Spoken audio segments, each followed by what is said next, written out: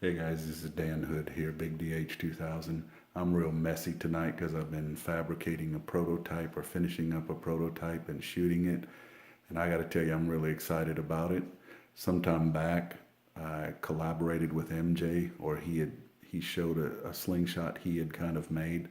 For those who don't know, he's a fantastic shooter, but more importantly, he also is a quiet builder in the background. He builds strictly for himself and likes to shoot and try things and experiment with things, which is how he's learned so much about slingshots. Well, I really liked the model he showed us.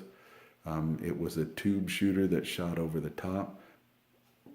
Excuse me. I asked him if he wanted to collaborate and do a through the fork model and let me draw up in CAD the other model so that he had it to give to people. And he said, sure.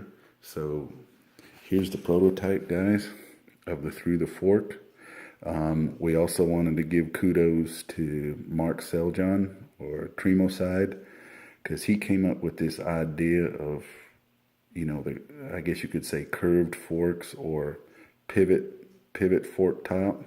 And he also came up with the idea of putting a groove down the middle of it. So if you see, when you pull the slingshot, you can see that a groove shows up. That's an aiming groove. Okay, works fantastically. I used it tonight. The body is MJ's design. I just put this just a touch higher to hold it through the forks. The through the fork concept is very similar to Mark's. I made one or two modifications, one being that MJ, for those who don't know, doesn't shoot wide bands. And quite frankly, when I'm shooting competitions, I don't either.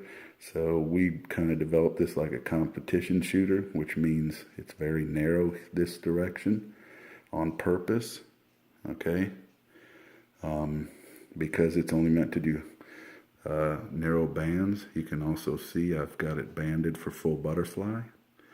Okay, and I've got that's actually a Super Shore pouch.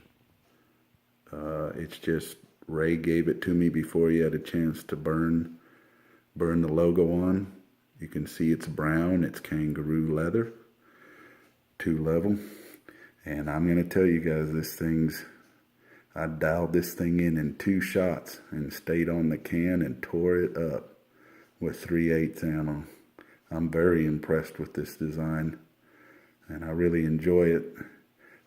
This one is strictly made, shall we say, by hand, drill press, saws, sanding, filing, all that kind of stuff.